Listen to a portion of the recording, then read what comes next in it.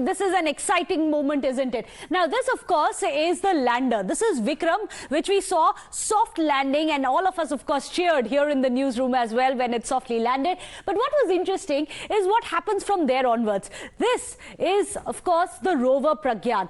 As you can see, it has India's Tiranga also at the back of it. But what's interesting is in the six-wheel assembly that you can see on Pragyan, all these six wheels bear the symbol of India's Ashoka Stambh. It also has the logo of ISRO. So as you can see, Pragyan is leaving its footprints behind. So hopefully we are going to get a clearer picture as well from ISRO to see if Pragyan also leaves behind the imprint of ISRO as well as India. The Ashoka Stambh, of course, is right there. Let's explain the Pragyan to you as well. What you can see here is this rectangular Pragyan. This is the rover. It has with it two scientific payloads, and it is going to be exploring the lunar surface. As we were explaining earlier here on Times Now as well, this is near the lunar south pole, an area which is completely unexplored. It is, of course, going to be looking for all the minerals such as magnesium specifically, but also if there are traces of water, which is absolutely essential for human habitation. It also has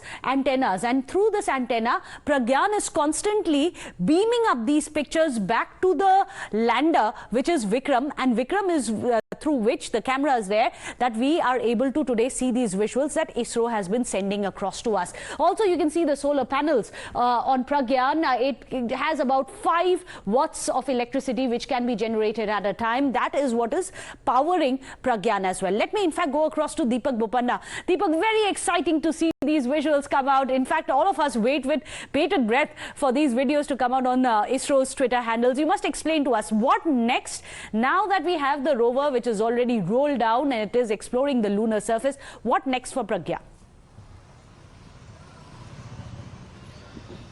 What a massive achievement, Meghna, because, you know, the country was waiting for the soft landing. But these are crucial steps because the scientists, of course, at ISRO don't limit themselves just at one, extraordinary feat. It's one extraordinary feat after the other.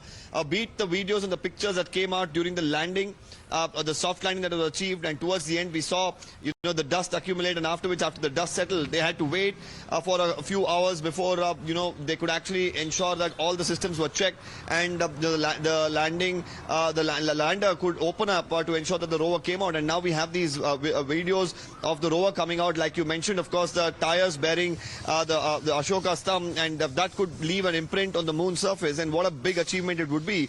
And more importantly, of course, at this point in time, you asked about what next. What next would be one entire lunar day that the rover would move around about the moon's surface, and more importantly, that would mean 14 days on Earth. That's the amount of data it's going to be collecting. Multiple payloads on the lander and on the rover will help accumulate data that is so important for our scientists for future interplanetary missions, not just a lunar mission. Of course, that the ultimate goal would be to put an Indian on the surface of the moon, and for that the data that is collected at this point in time will be essential.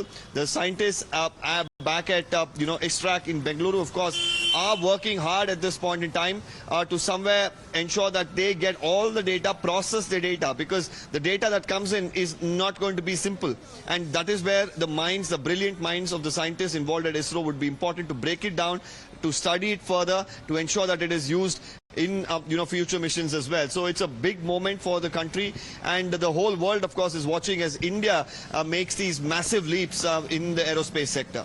Well, Deepak, I'm going to ask you something which is very basic, and this is something that everyone across the world is going to be wondering. Can we humans someday live on the moon? Why is this a very small step in finding the answers to that?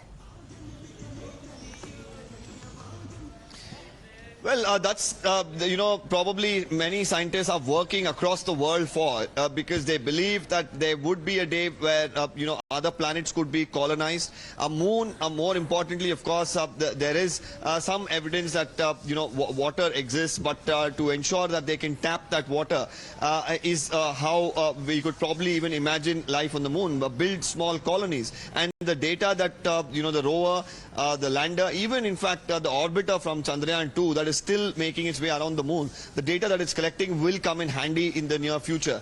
We've seen countries like the United States, put a person on the moon itself. And more importantly, what scientists are looking at is probably building stations on the moon from where you can probably move to Mars or any other planet that they discover where life could be possible. So, at this point in time, the possibilities in space, they say, are limitless. Absolutely. And, such data that they procure from these sort of experiments is going to be very, very essential in furtherance of that particular goal. Well, of course, the Prime Minister's already say Chanda Mama Tour Cave. We'll have to wait and see if that'll happen in our lifetimes, Deepak. But thank you so much for joining us.